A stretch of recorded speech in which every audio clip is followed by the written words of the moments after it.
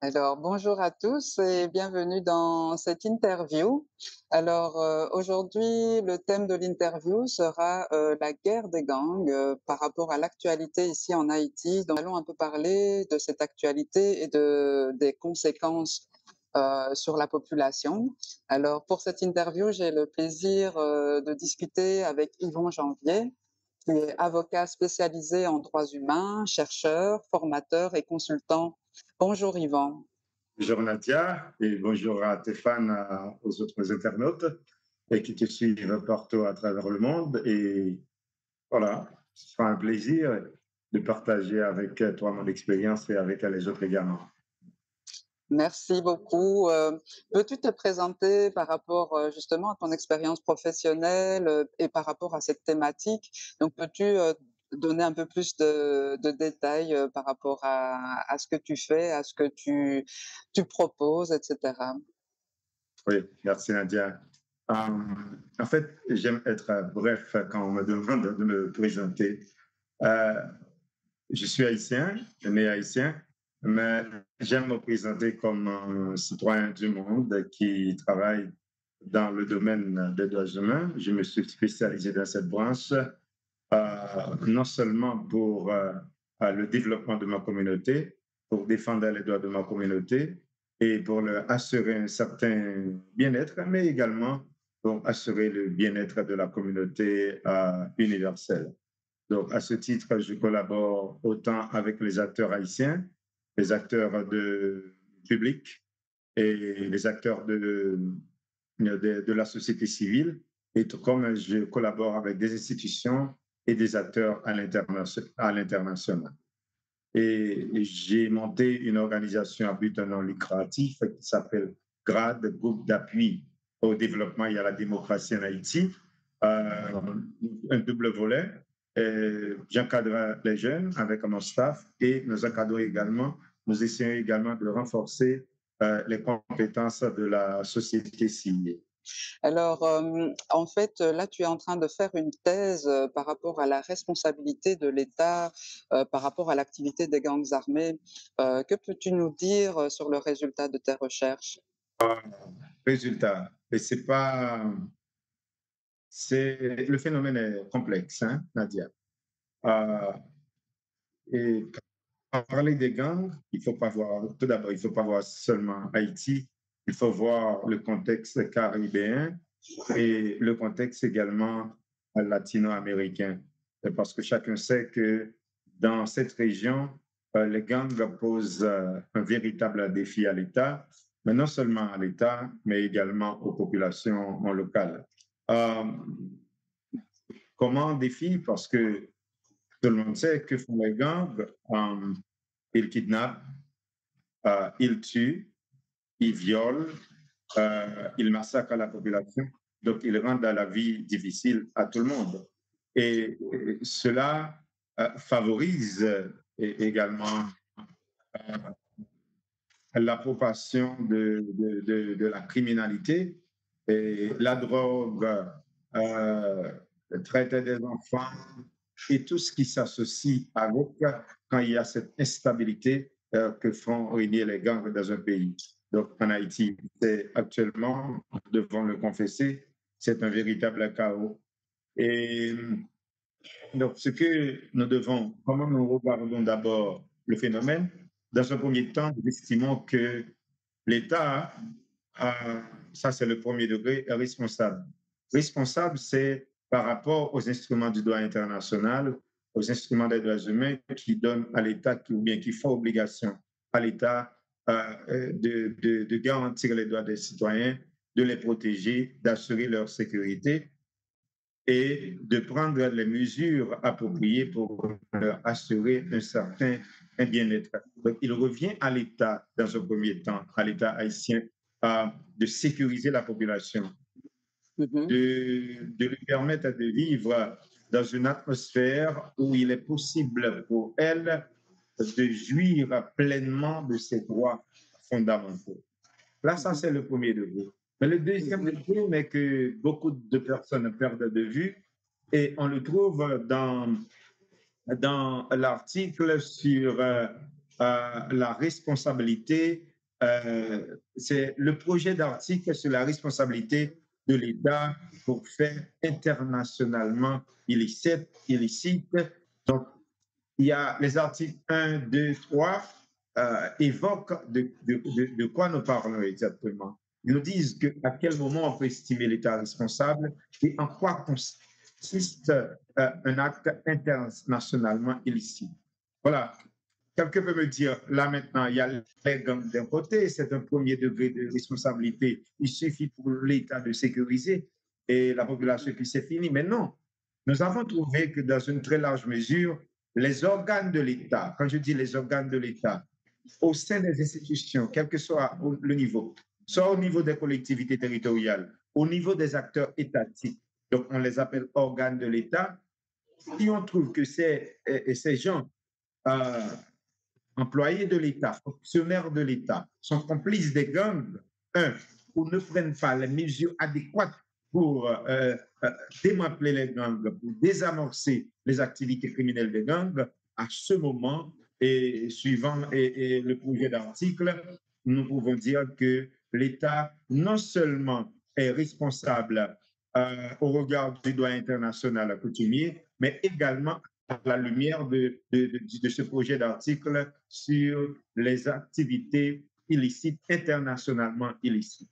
Voilà. Donc, soit l'État est complice, et soit l'État ne prend pas des mesures adéquates, mais bien entendu, ce qui est important, il faut que cette action ou cette omission soit attribuable à l'État. Donc, il faut chercher le moyen de prouver que ces actions ou omissions sont attribuables à l'État. C'est à ce moment qu'on peut estimer que l'État est responsable. Je crois qu'en Haïti, là, c'est évident pour tout le monde. Et on n'a même pas besoin de faire des recherches approfondies là-dessus, même quand c'est ça ce que je fais. C'est documenté par les institutions internationales et par même les institutions haïtiennes qui travaillent sur le terrain. L'État est fortement responsable de ce qui se passe actuellement dans le pays par rapport aux activités criminelles des gangs. Et donc, par rapport à cette responsabilité qui est apparemment déjà prouvée, qu'est-ce qui peut être fait? Puisque là, ça parle du droit international, ça parle des activités illégales d'un point de vue international. Est-ce qu'il y a un moyen alors d'aller dans une cour internationale pour déposer une plainte ou quelque chose comme ça? Certes, on peut le faire. Même un citoyen qui se sent lésé, qui sent ses droits violés, peut le faire. Mais tout le monde le sait, les gens qui font des recherches comme moi sur les systèmes internationaux de droits humains savent pertinemment que c'est là l'une des faiblesses de ces systèmes. Comment sanctionner l'État? Comment mettre l'État en position d'assumer ses responsabilités? Comment mettre l'État en position de répondre à ses engagements? Je vais prendre un exemple bien simple. Vous êtes sans doute au courant que la Cour interaméricaine des droits de l'homme a pris des mesures conservatoires pour exiger de l'État haïtien qu'il prenne des mesures pour garantir les droits de l'ancien Premier ministre Yvon Neptune. Et par rapport à la manière dont il a été détenu en prison, par rapport à la maltraitance qu'il a subie lors de sa détention dans une prison au pénitencier en Haïti. Mm-hmm. Mais là maintenant, regardons la réalité en face. Jusqu'à présent, ce n'est pas évident que l'État haïtien, depuis lors, a pris des mesures pour améliorer les conditions de vie des détenus dans les prisons haïtiennes. Là maintenant, pour le fait dont nous parlons, on ne compte plus les victimes, on ne compte plus les parents qui ont perdu leur progéniture, les parents dont les membres de la famille ont été violés. On ne compte plus les gens qui ont dû abandonner leur avoir pour chercher asile sous le fossé. Donc, on ne compte plus les gens qui ont été négativement impactés, affectés par cette criminalité, par cette insécurité, par les activités criminelles des gangs. Mhm. Maintenant, comment amener l'État à assumer ses responsabilités? Comment la communauté internationale, du moins par rapport aux engagements internationaux de l'État, soit dans les traités et les conventions qu'il a assignés, comment l'amener à réparer les préjudices qu'il a causés au peuple haïtien? Ça, c'est un petit peu délicat. Et il faudrait à la communauté, mais tout ce que la communauté internationale peut faire, c'est prendre des mesures conservatoires ou bien encore à isoler Haïti diplomatiquement, isoler Haïti sur la scène internationale. Et là encore, l'autre problème que ça pose, isoler Haïti comme ça s'est passé dans le temps lors de l'embargo sur Haïti lors des coups d'État de 91, qui sera les victimes vraiment? La À qui ça va population. bénéficier? Encore une fois, c'est la population.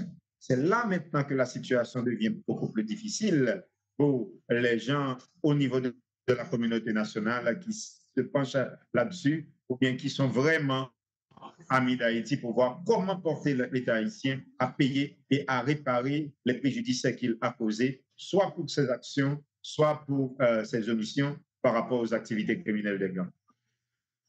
Ben oui, donc la situation est vraiment, vraiment complexe. Est-ce que par rapport à ta thèse, tu penses pouvoir amener une proposition à la fin de ta thèse? Ah, les propositions, je ne serai pas le premier à en faire, Mhm. mais vous et moi, comme amis d'Haïti, les gens qui sont amis d'Haïti savent que dans ce premier temps, ce qu'il faut faire et ce que la communauté internationale doit faire par rapport à ces interventions en Haïti, c'est d'abord renforcer les institutions haïtiennes. Parce Mhm. que les gangs prennent du terrain grâce à quoi? Par rapport à la faiblesse de la police nationale. Oui. Parce que là, nous devons le reconnaître. Peut-être on aura à discuter de cela. Mhm. Avec les programmes, les crises humanitaires récurrentes que connaît le pays, il y a des gens qui doivent prendre soin d'eux-mêmes et prendre soin de leur famille. Nous sommes en train de Mhm. perdre nos ressources. Regardez quel est l'effectif de la police nationale d'Haïti par Oui. rapport aux activités des gangs. Les Oui. gangs encerclent actuellement la capitale. Il n'y a pas moyen pour les gens qui habitent en province d'entrer aisément à Port-au-Prince. Ils doivent faire des détours inimaginables qui consomment de l'énergie, du temps et de l'argent pour entrer à la capitale. Il y a, il y a une peur, il y a une hantise qui se développe dans le mental de la population. Donc, il faut trouver un moyen de réparer tout ça. Mhm. Donc, et également, en plus de renforcer les institutions nationales, il faut, à Mhm. mon avis, euh, qu'il y ait un moyen de faire la promotion de la transparence. Parce que la population n'a pas confiance en Bien l'État sûr, haïtien. Quel que bien soit le sûr, gouvernement qu'il a depuis ces 10 dernières années, et même ces 20 dernières années, la population n'a pas confiance. bien sûr, Et quand la population n'a pas confiance dans ses gouvernants, quelle implication, quel engagement il a à contribuer au développement de son pays?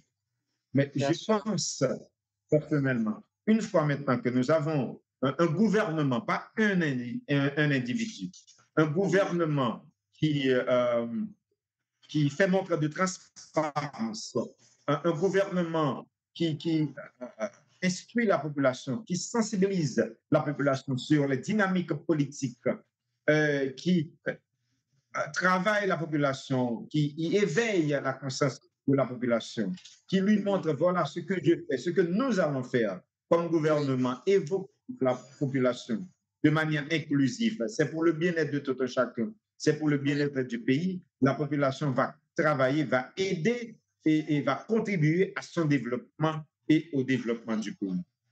Troisième proposition, c'est ce que nous faisons au niveau de GAD, c'est cette sensibilisation dont je viens de parler, c'est mhm. également renforcer, à mon avis, la collaboration avec les acteurs de la société civile.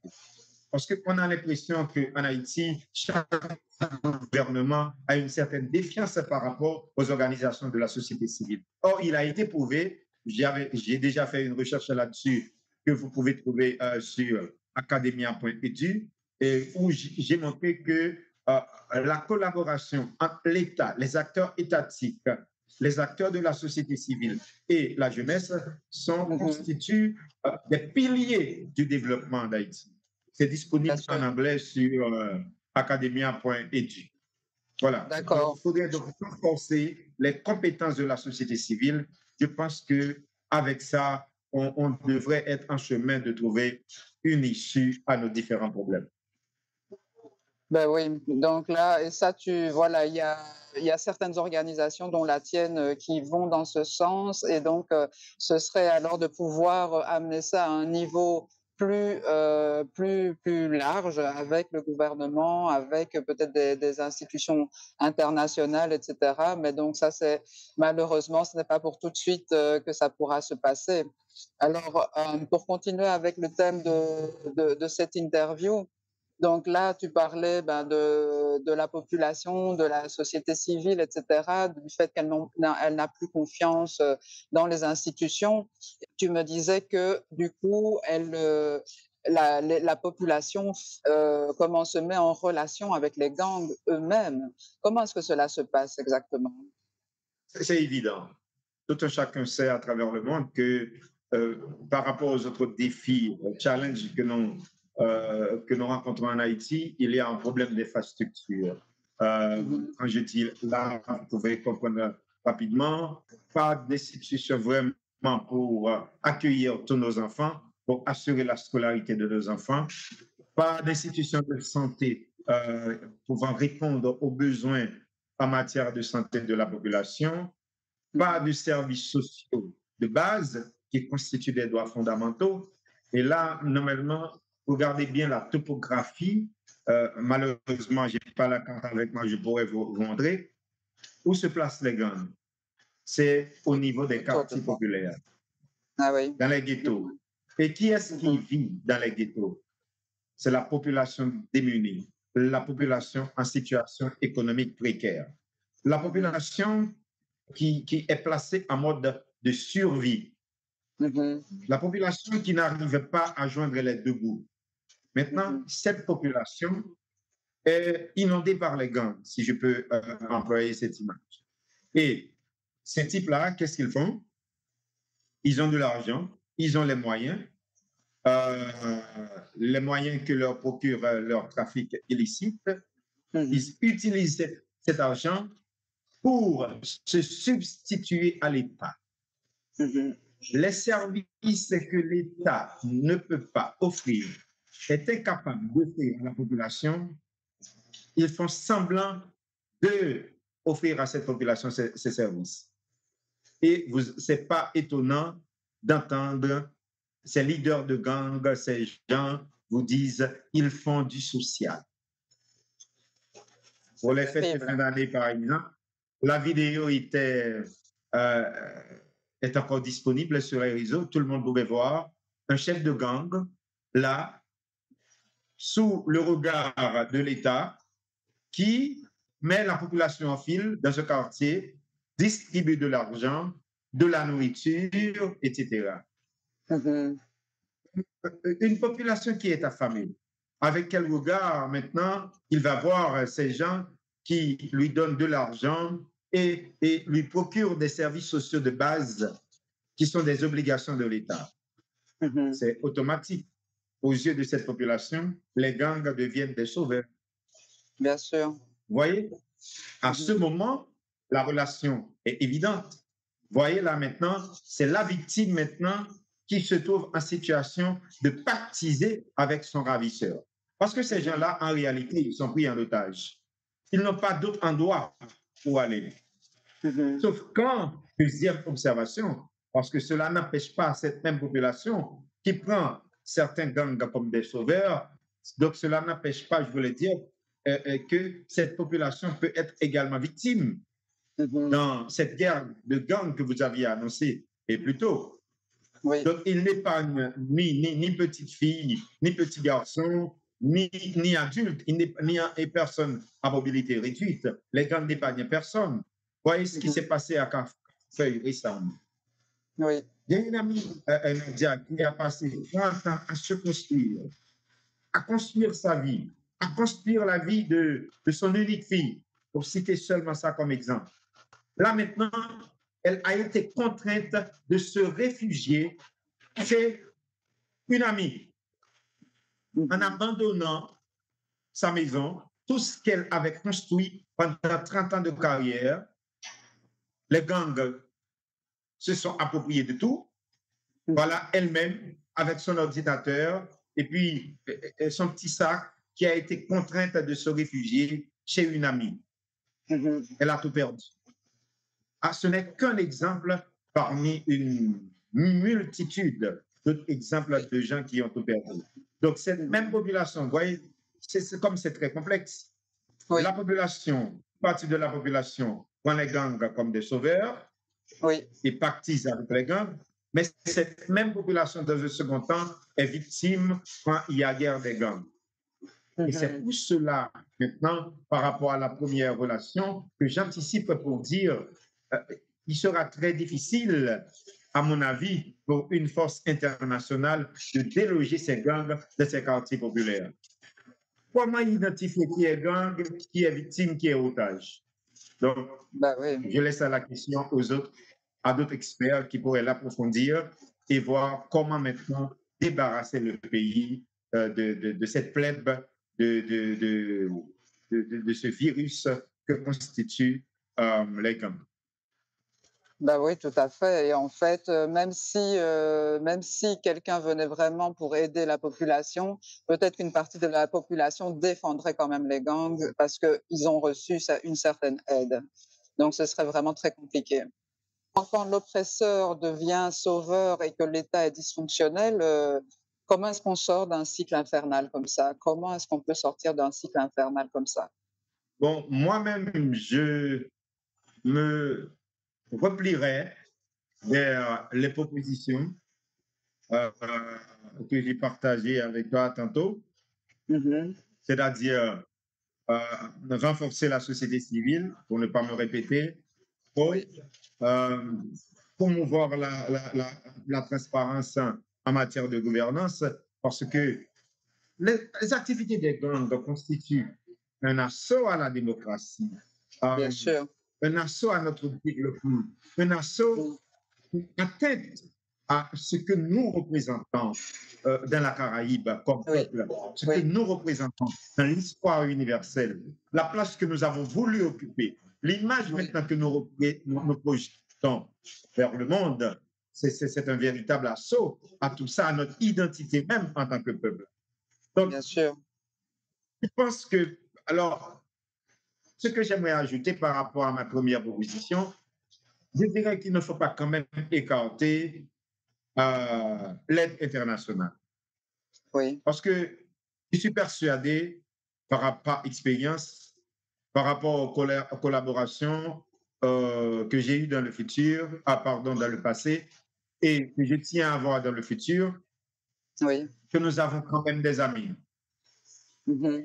Je sais que ça peut poser un point d'interrogation, mais je vais donner un exemple. Euh, Dans le cadre de travail que je réalise avec une université catholique de droit à Jérémie, nous Oui. collaborons avec une université de Californie qui était appelée autrefois UC Hastings, maintenant qui est devenue University of California of San Francisco College of Law. Mhm. Il y a l'école de droit en Haïti et cette université un partenariat de Oui. qu'on appelle Haiti Justice Partnership. OK. Il y a des amis là en fait, qui sont donnés corps et âme pour défendre pour les droits des Haïtiens menacés à travers le monde, tant Mhm. en Haïti disons qu'au niveau de la frontière du Mexique. Oui. J'ai vu une amie, une collaboratrice Nadia, avoir les larmes aux yeux en apprenant la nouvelle qu'elle a pu réunir une famille haïtienne qui étaient en difficulté parce que leurs droits étaient violés en Haïti. Ils ont pris environ une dizaine d'années pour se réunir. Ça m'a frappé. Je pourrais citer des gens comme dans l'Institut euh, pour la justice et la démocratie en Haïti. Au sein de cette institution, nous trouvons des gens comme Brian Concanon, c'est un ami de longue date d'Haïti. Des gens comme lui et beaucoup d'autres. Donc, nous avons des amis d'Haïti dans la communauté internationale. Donc, que l'aide internationale soit utilisée à bon escient, parce que nous devons reconnaître des fois, c'est pas au lieu de blâmer tout le temps l'international, l'aide arrive parfois, nous-mêmes, nous détournons cette aide. Oui. J'ai un mémoire que j'ai produit là-dessus. Par exemple, si c'est le crise humanitaire, c'est la corruption dans la crise humanitaire en Haïti. C'est disponible également en ligne. Donc, l'international peut venir et investir dans le renforcement de nos institutions, investir dans nos jeunes, renforcer leurs compétences, renforcer nos institutions, renforcer les compétences, les capacités des organisations et nous permettre également de nous réapproprier nos valeurs. Là, c'est à nous maintenant de nous engager et à nous réapproprier nos valeurs. Les principes qui font de nous ce que nous sommes, les principes d'union, de solidarité qui se trouvent dans toutes les philosophies du monde. C'est ça. Et pour lesquels comme ce pays s'est levé. Pardon, je t'ai interrompu. Donc aussi ce sont les valeurs aussi pour lesquelles ce pays s'est levé et s'est construit. Donc c'est aussi un héritage très profond, très très profond.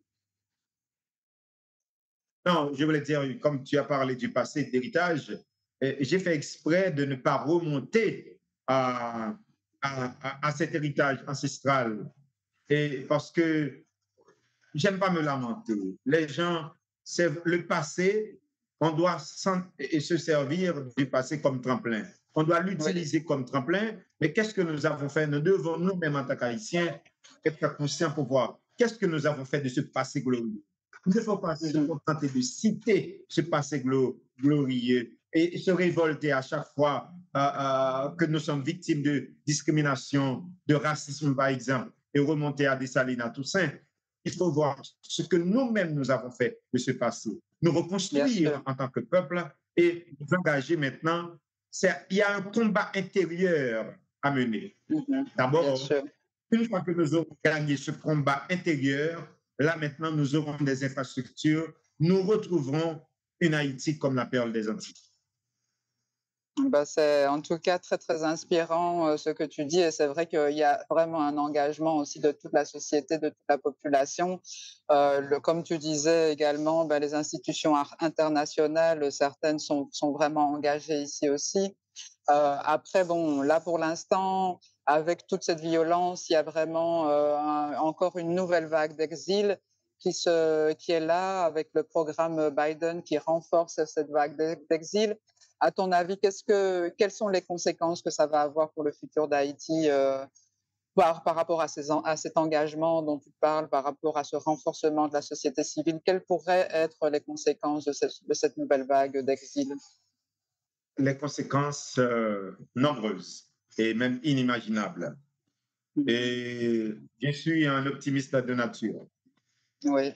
Là maintenant, tout Haïtien qui aime son pays est en droit d'être pessimiste sur l'avenir d'Haïti. Regardons les choses en face. Comme vous l'avez dit tantôt, nous avons actuellement une insécurité généralisée dans le pays. Nous avons, avec les activités criminelles des gangs, nous avons quelque chose qui s'est développé dans le mental de la population. Il y a une culture de la peur. Oui. Cette culture de la peur, cette insécurité, cette instabilité, tout cela paralyse le développement économique, social, culturel du peuple haïtien. Oui. Et si un pays, en matière de développement, nous sommes à, à 6 ans de la date anticipée pour la réalisation des objectifs de développement durable Oui, 2030. Mhm. 2030. Haïti a raté les objectifs, les premiers objectifs du millénaire pour le développement, et c'est évident, avec ces crises récurrentes, Haïti n'aura pas le temps en 6 ans d'atteindre ces objectifs. Donc, encore une fois, nous allons rater les objectifs de développement durable. Mhm. Or, ces objectifs ont été planifiés pour assurer le bien-être de tout un chacun à travers le monde, le Mhm. bien-être de la majorité, le bien-être du plus grand nombre. C'est le plus grand bien au plus grand nombre. Et c'est ce que nous cherchons en tant qu'être humain. Tout être humain cherche un peu de bien-être, un peu de Bien sûr, mieux-être. bien sûr. Donc, avec cette crise qu'il y a dans le pays, avec cette activité légale, le programme Biden nous ravit nos ressources. Nous perdons nos ressources humaines. Des gens qualifiés sont en train de partir. Bien sûr. Ils sont déjà partis et ils seront nombreux à encore partir. Mhm. Quel discours peut-on avoir pour les retenir? Bah, Pas dans cette facile. situation, Moi, je suis oui, c'est conscient. très difficile. La personne va vous dire, voilà, est-ce que vous me demandez de m'isoler dans ma région? Par exemple, là, je suis conscient que je m'isole dans ma ville. Il est Bien sûr. difficile pour moi de me rendre à la capitale, c'est prendre l'avion d'un aéroport à un autre et transiter d'un aéroport pour prendre l'avion pour aller en terre étrangère. Oui, C'est-à-dire, si on me demande là maintenant de me rendre à Port-au-Prince, d'y circuler en toute liberté, je vais dire à la personne que vous ne m'aimez pas. Donc, oui. maintenant, comment demander si vous-même vous êtes dans un tel état d'esprit? Et Mhm. la personne a besoin de ce développement intérieur et de ce développement social.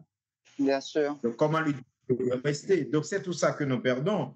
Et, euh, et sans compter l'impunité, l'appareil Oui. judiciaire maintenant qui est en partie responsable de ce phénomène, Mhm. en complicité avec les acteurs étatiques qui se complices des gangs. Quelle solution envisager?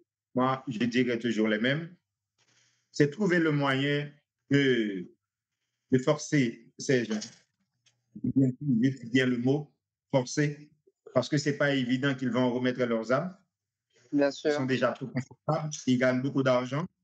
Oui, Donc, il faut les forcer à mettre bas les armes, bien leur ravir leurs armes, trouver oui, le moyen de se défendre des gangs, et puis prendre en compte les propositions que j'ai partagées avec toi tantôt et avec les oui, internautes, et, et aider Haïti, les amis d'Haïti, que les vrais amis d'Haïti se mettent ensemble pour oui. l'aider à se reconstruire. Et on va me dire peut-être c'est peut-être trop naïf, trop optimiste. Je dis bien les vrais amis d'Haïti. Quand je dis les vrais amis d'Haïti se mettent ensemble, vous vous rappelez le plan Marshall?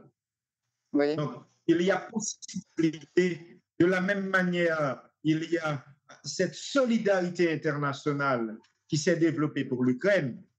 oui, Pourquoi pas pour Haïti? Pourquoi pas comme on l'a fait pour l'Europe après les grandes guerres? bien sûr. Pourquoi pas une sorte de Marshall des vrais amis d'Haïti? Des vrais amis d'Haïti qui s'engageraient effectivement à rendre Haïti viable et vivable pour l'épanouissement du peuple haïtien et au bénéfice de la communauté humaine universelle. Parce que le bien d'Haïti, ce serait le bien de la communauté humaine universelle.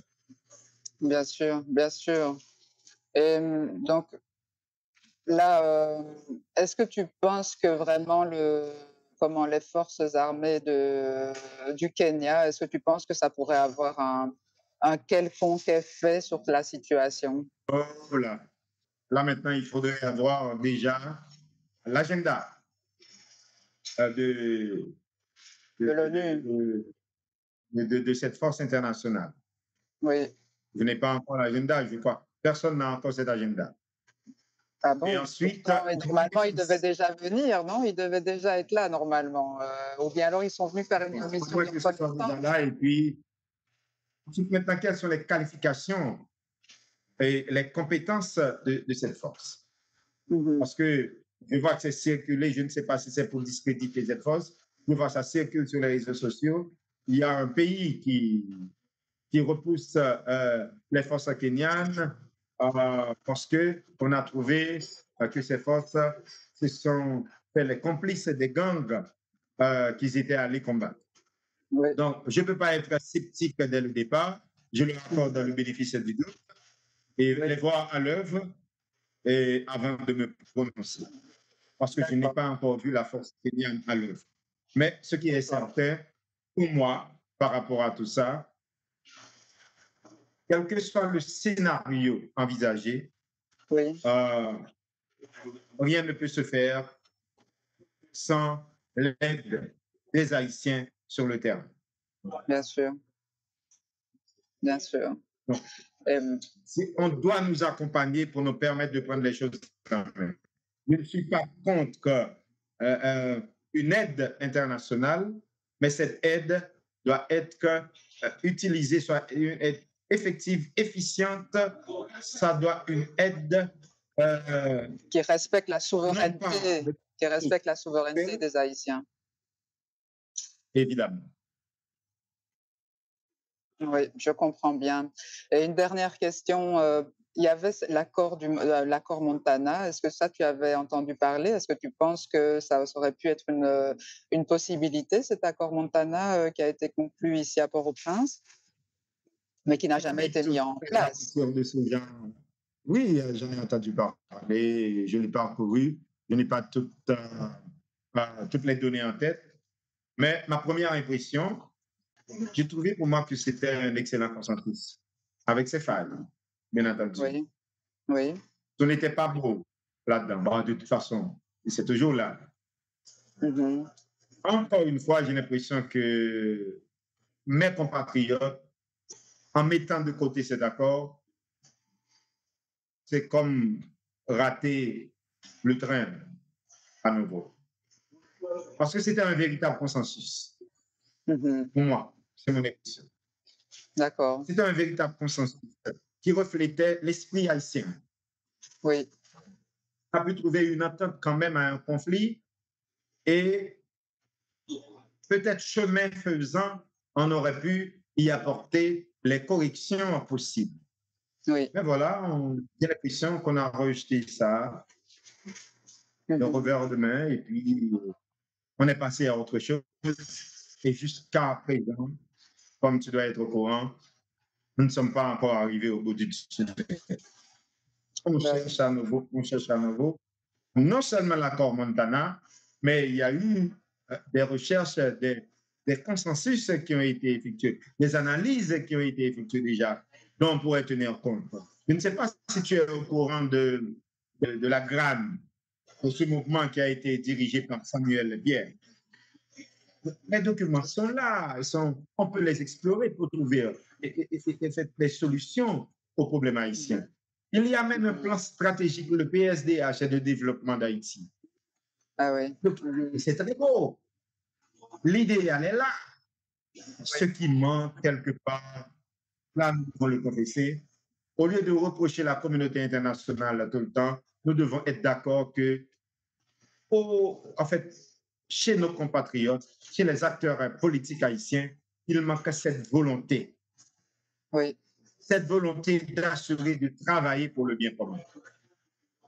Ben oui, et Cela, ce serait en fait vraiment ce quelque serait vraiment en fait le point de départ, en fait, je pense, hein. Ce serait vraiment le point de départ pour qu'il y ait un changement, c'est qu'il y ait une vision du bien commun et une volonté du bien commun pour vraiment pouvoir avancer de la part des oui, Haïtiens, c'est quoi.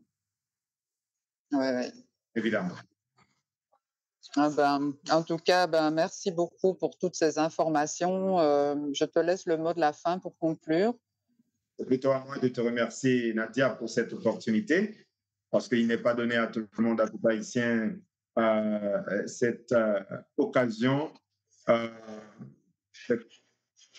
d'apporter sa voix, d'apporter sa contribution et à toutes les propositions que des intellectuels, des académiciens et des experts en politique, en économie font pour essayer euh, en fait, de résoudre la crise haïtienne. Donc, c'est leur code part à la crise haïtienne. Merci de cette opportunité. Merci aux internautes qui ont suivi. Et nous espérons qu'avec ça, nous prendrons conscience que la crise haïtienne n'est pas aussi simple qu'il paraît. Et les compatriotes maintenant qui ont pu me suivre, ils sauront que la solution doit commencer par eux-mêmes avant de regarder ailleurs. Bah, merci beaucoup pour cette analyse et aussi merci beaucoup par rapport à tout ce que tu fais pour Haïti, pour le peuple haïtien. Merci pour ton engagement, pour vraiment ta conscience professionnelle, ta conscience vraiment. Donc, vraiment, je trouve que c'est très, très inspirant et j'espère que ça va vraiment inspirer aussi nos auditeurs pour qu'ils puissent peut-être aussi se mettre en action. Peut-être qu'il y a des personnes qui nous écoutent et qui pourront envisager de faire un nouveau plan Marshall pour Haïti, de se mettre ensemble, comme il y a eu déjà plusieurs propositions qui ont été faites dans le passé. Donc, un grand merci pour ton analyse et un grand merci aussi pour tout ce que tu fais. Merci. Au revoir Yvon. Donc, c'était Yvon Janvier donc, pour cette superbe analyse très intéressante. Merci beaucoup Yvon. Haïti, une crise sans fin. Un chaos alimenté par l'impunité. Un article de Frédéric Thomas publié le 2 avril 2024. Plus de 1500 morts depuis janvier 2024 en Haïti. La situation est cataclysmique, a averti l'ONU cette semaine, en déplorant que des frontières poreuses facilitent l'approvisionnement des gangs en armes et munitions. Des gangs qui ont uni leurs forces début mars 2024 pour attaquer différents sites stratégiques de Port-au-Prince dans l'idée de renverser le Premier ministre Ariel Henry. Bloqué à Porto Rico, territoire américain, celui-ci a finalement démissionné le 11 mars 2024.